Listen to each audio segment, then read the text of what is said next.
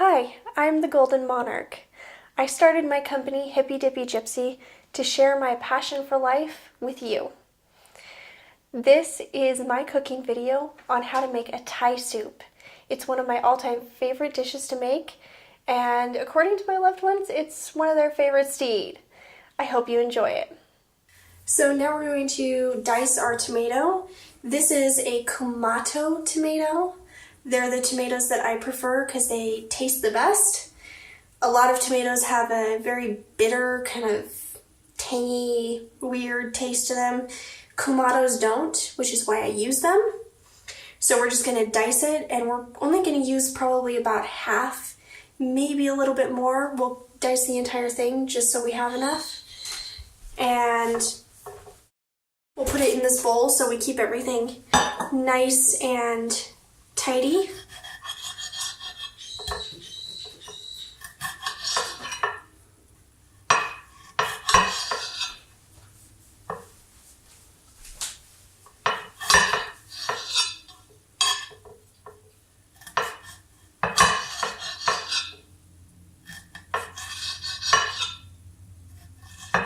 And you don't want these to be too small. You want them kind of large. You want them small if you're going to put them in like salsa or something, but if you're going to cook them, you want them in larger pieces so that it doesn't overcook them too soon.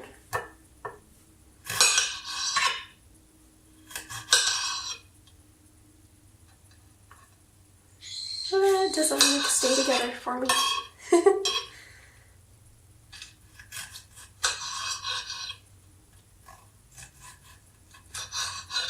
There we go. Now I'm just going to put these in this little bowl here so that it's very easy to pour out when we're ready to do the soup. So one of our ingredients is the English pea. And a lot of people try and use snow peas for soup. I find that the texture is not good for soup. So I prefer any type of shelled pea other than snow peas. These were the only ones in season at the store, so they're English peas. So we're going to be using English peas today. And you don't want them in the shell, so we're going to have to shell them in order to get 1/4 cup of shelled English peas.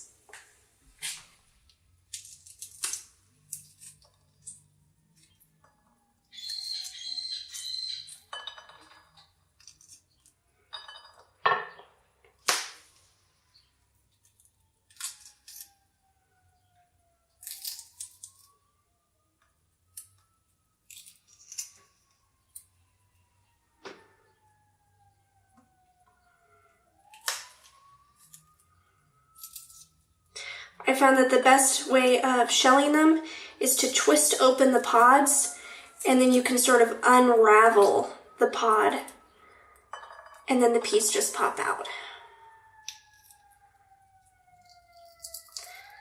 Although sometimes they're a little stubborn.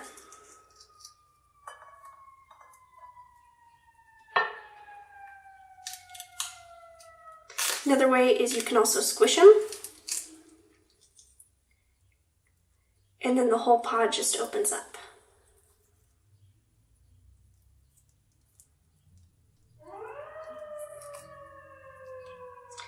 Now that we have our peas shelled, we need to make sure that we have 1/4 cup, or in other words, 4 tablespoons of shelled peas.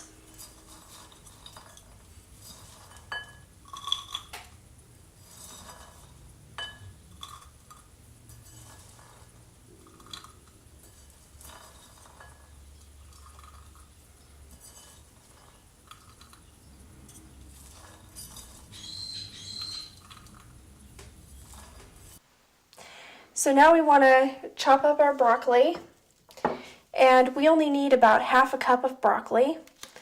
So we're going to get this off of here because that's annoying. And let's see, right about like so. That should probably make about 1/2 cup. we want to chop off the stems.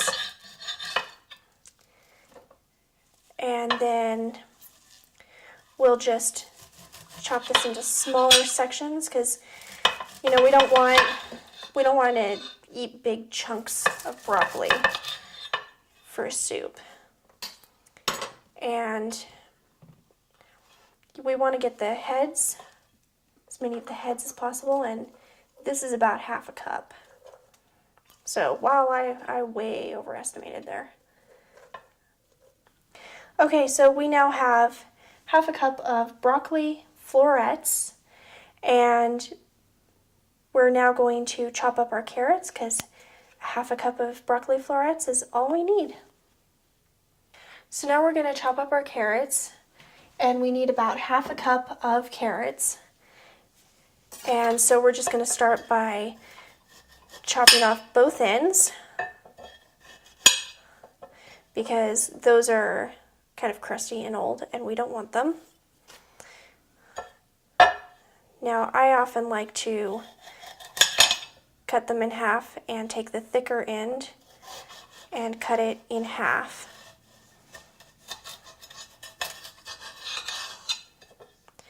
And then lay it flat.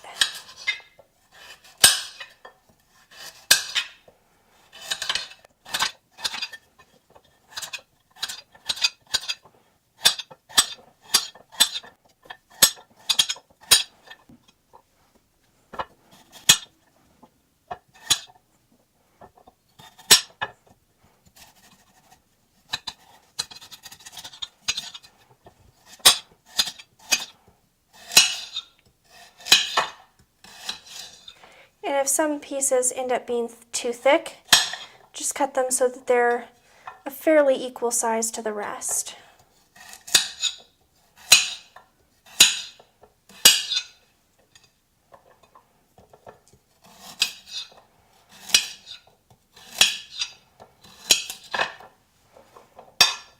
Let's see if we have half a cup.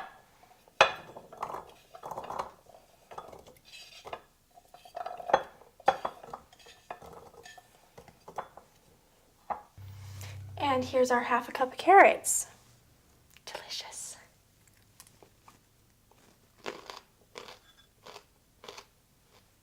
So now we're going to be doing our ginger, and you'll notice that this is a little bit rough right here. That's because it was cut.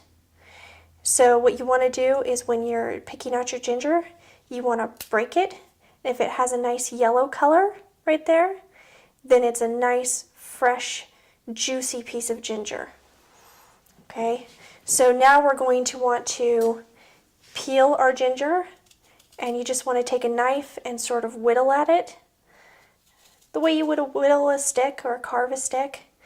Now, a lot of times these little nodules can be annoying, so we're just going to cut that off, along with the woody part. Okay, now you can see it's a lot easier to handle and we have a lot less to peel. Okay, now that we've whittled away all of the skin, we need to take it and grind it into something that we can actually use. So what we're going to do is we're going to take a citrus, it's called a citrus peeler, but we're going to take this and use it to grind the ginger up so that it's able to be absorbed in the soup.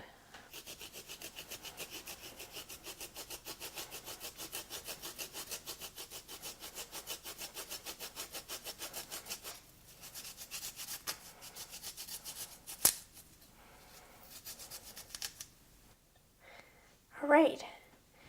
And that's about 1 tablespoon, so we need 1 more to be able to have enough, because Thai soup generally uses a lot of ginger and we want it to be very flavorful.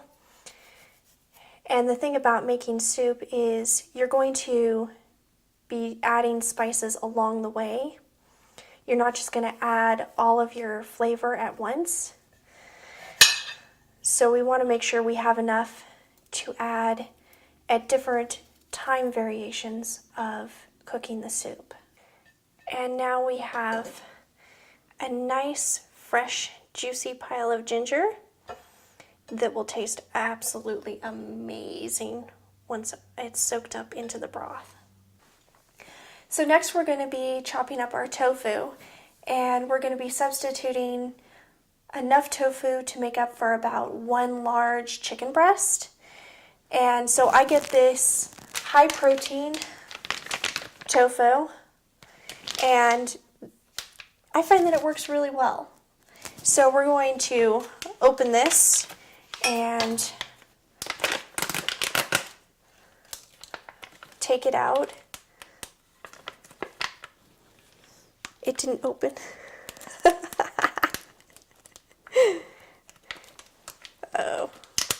Oh, I think I got it. Maybe not. It's not behaving for me. Okay, we're resorting to the knife. Okay. Yay! We got it. So we're going to take this out of the package.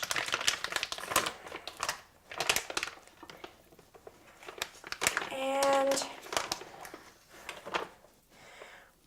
we're going to chop up about that much, because that'll make up for about 1 large chicken breast. And hopefully I can put this back in the package without making a mess. Yay! It's a small accomplishment, but I like to think it's something. So now we're just going to slice them into thick slices and lay the slices down and sort of chop them up.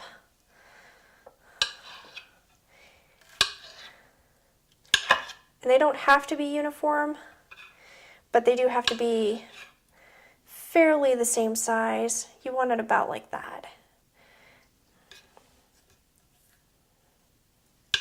And I'm making a mess. What is cooking without making a mess? It's not fun, I can tell you that. Okay, we're just going to chop that a little bit more. Chop that one in half, and we're done. And now that I'm messy, there is our chopped tofu. So now we're going to cut a lemon in half because we want to squeeze it, just a little bit of the juice into the soup to make it nice and tart. So then we're just going to set this aside and have it ready for when we're cooking our soup. Okay, so now we're going to do our garlic, and we're just going to cut off the top and take a couple cloves and peel them and chop them, and then we'll have our garlic ready. Now this is elephant garlic. I prefer to use elephant garlic because it has a flavor that's halfway in between garlic and onions. So you don't need to put onions in this soup because this is going to make up for the flavor difference that adding onions would normally do.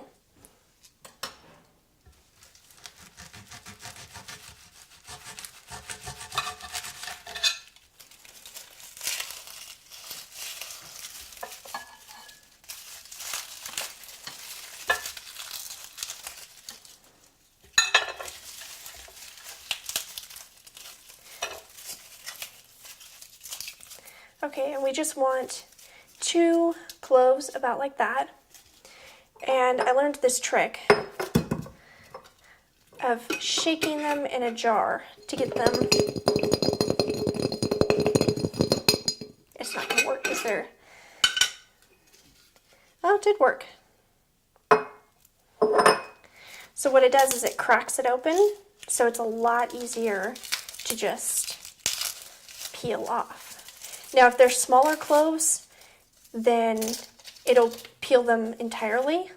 But because this is elephant garlic and it's so large, it won't do it entirely. So there we have 1.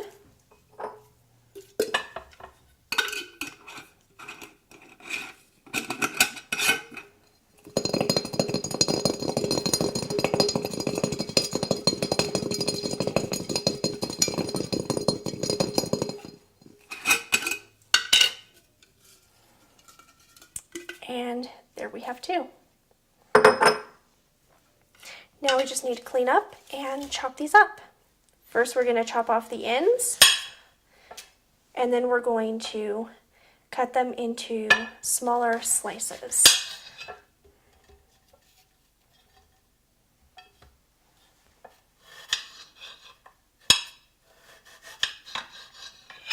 And because elephant garlic is much more mild than normal garlic, you can get away with doing bigger pieces, and we kind of want them bigger because we're going to be throwing it in early in the soup, so they're going to be nice and soft, and they're not going to be hard to eat at all.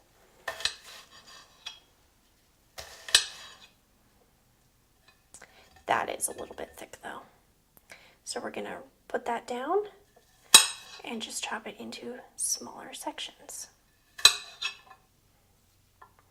Generally speaking, you want bigger squares, about like that.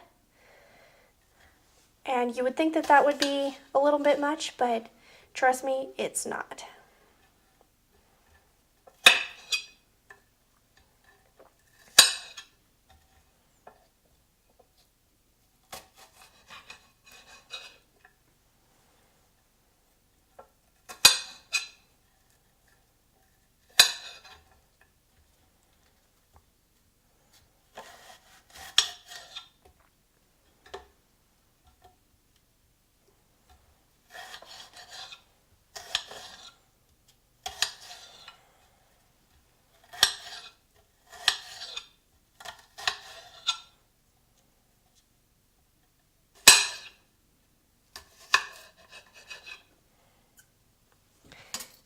And there we have it, 2½ cloves of elephant garlic chopped up into larger pieces. So first thing we want to do is we want to sear our tofu in the ginger and the garlic, so we really get that nice intense flavor in it, and it'll make it really yummy. So we're going to take our tofu and throw it in the pan. Then we're going to take 2 tablespoons of grapeseed oil. And you really don't want much more than that. And you really don't want any less.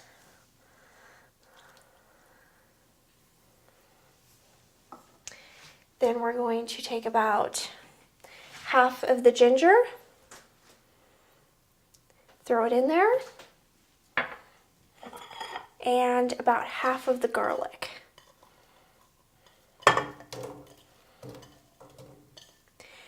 And you want to sear that on about medium heat.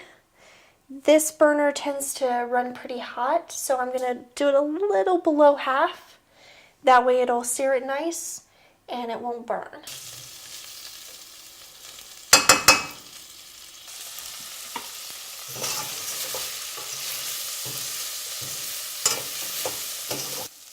Okay, now that our tofu is seared and the garlic and ginger have really seeped into it, we're going to add 1 cup of vegetable broth.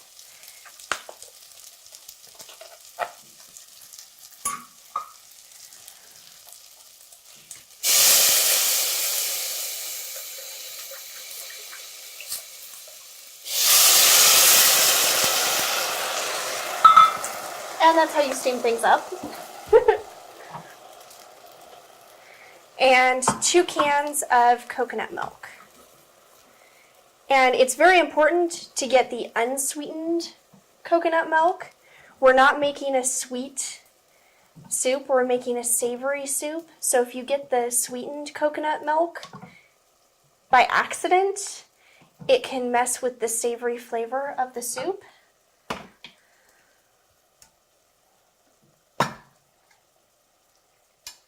All right.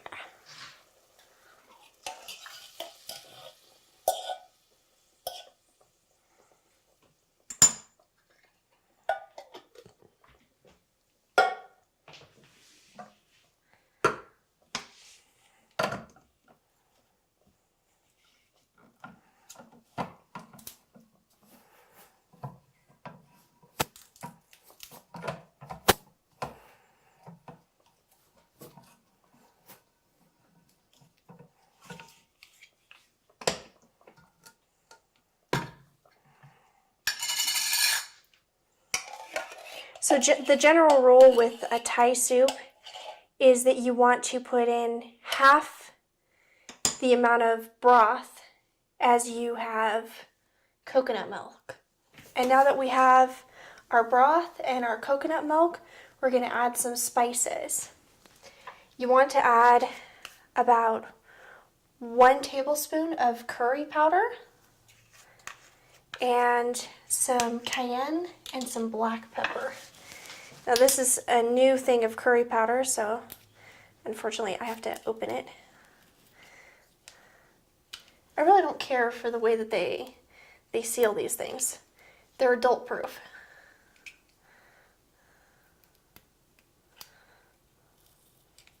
Ah, there we go.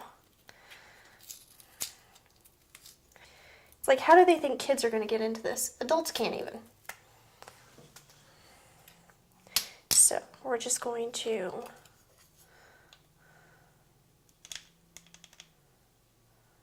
that's about 1 tablespoon of curry powder. We're going to sprinkle that in.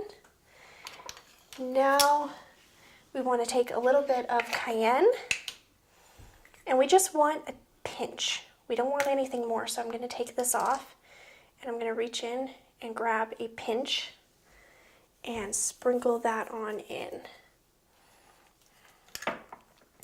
And then you want some ground black pepper. Again, just a pinch, and that's it. Because we're not trying to over season it, we just want a little hint of the flavor to show through. It's not supposed to be something where you're like, pepper. All right, and then you're gonna let that simmer for about 5 minutes, and then you'll move on to the next step. Now, one of the reasons why we do this, rather than like adding all the ingredients and at once, is because we want those flavors to be layered. And when you add all the flavors in at once, it doesn't layer them nicely. You know, that's just like having all your good experiences in life at once. You know, it just doesn't make for a full, lovely life.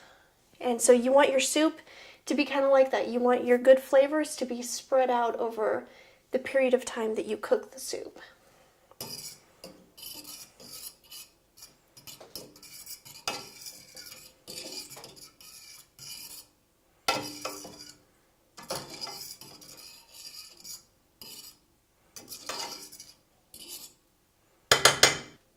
Okay, so while we are letting our soup simmer, we're going to cover it, and we're going to move it to the back burner, and we're going to start our quinoa.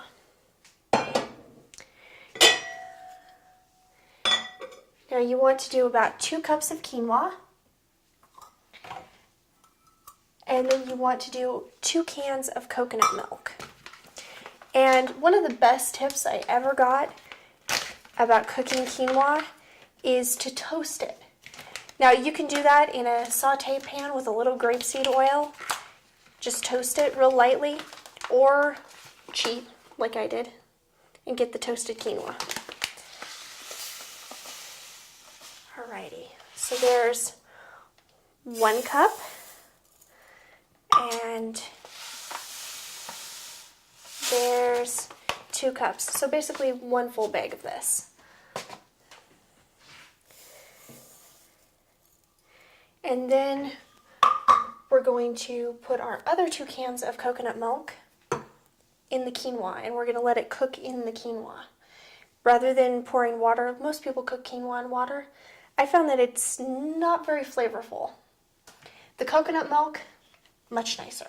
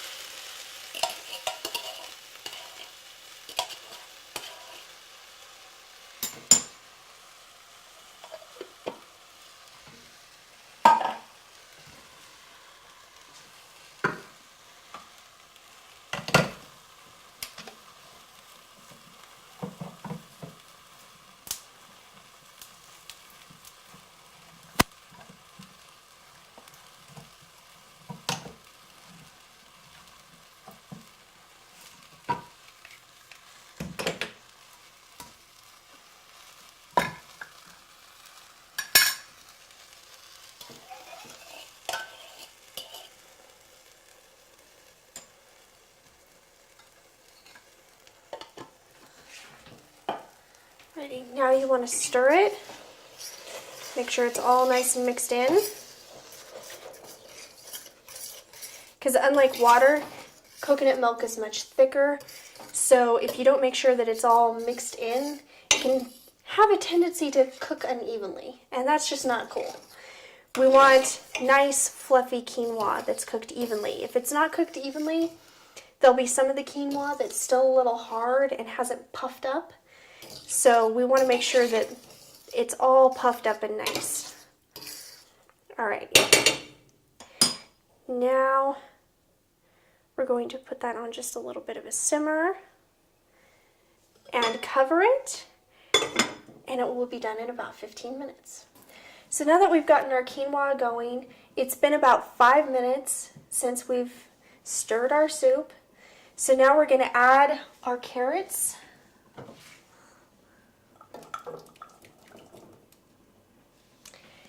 And our broccoli. And then we're also going to add another pinch of black pepper because, like I said, it's all about layering the flavors. We don't want to add too much, too little, and we don't want to add it all at the same time. We want to really have that nice flavor throughout and different levels of intensity.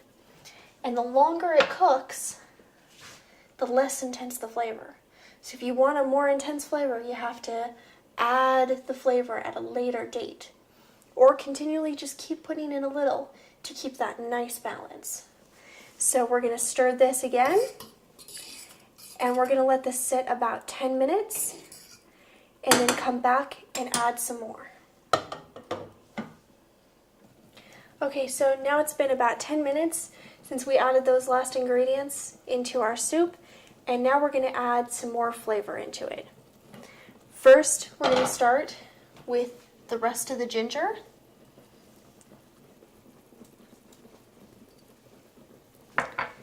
Then we're going to do the rest of the garlic.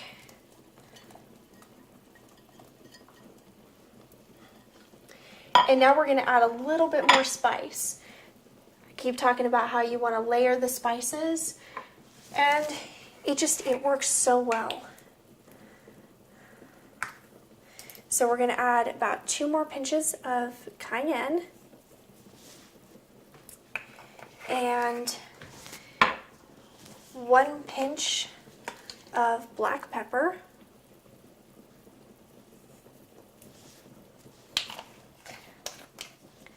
And then we're going to do half a teaspoon of Celtic sea salt.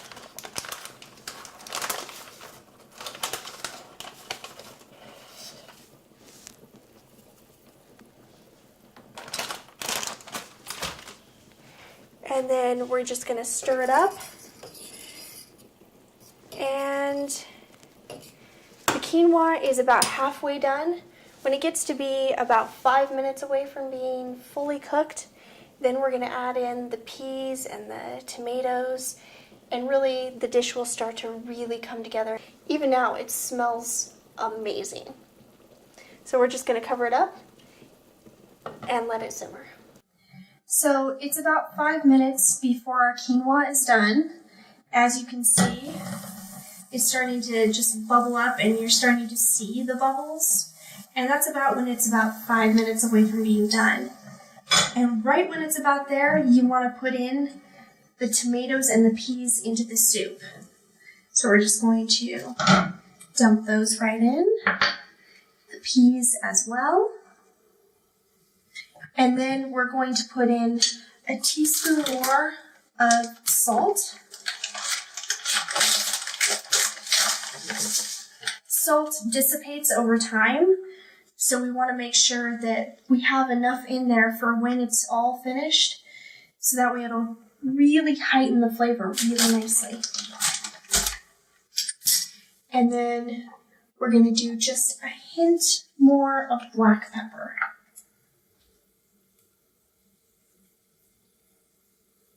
All right. And the next step is the quinoa will be done, and then we can put it in the bowl and Enjoy. So now our quinoa is done. And you can tell because there's no like milky film on top. So now we're going to pour 1 tablespoon of agave. We're going to pour 1 tablespoon of agave over the quinoa and mix it in.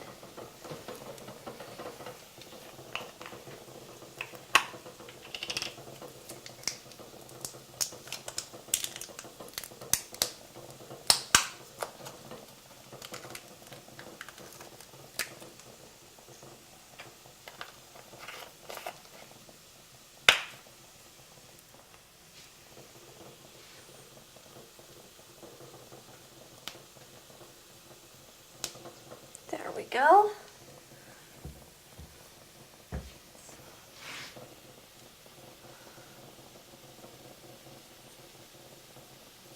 Get every last bit of that sweetness out of there. And now you're going to fluff it up and mix it all in.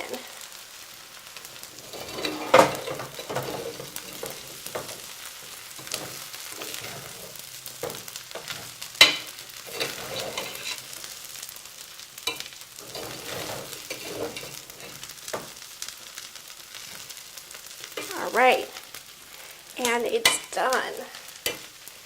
So now what you're going to do is you're going to take your bowl and you're going to spoon a generous amount of this into the bottom, just like so. And then you're going to take your soup and you're going to stir it up a bit and you're going to ladle it over the quinoa. Oh yeah.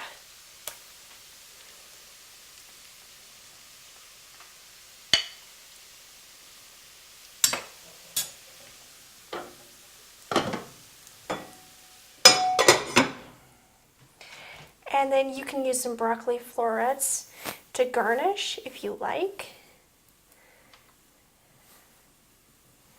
If that one will behave. And there you go. A perfect Thai dish.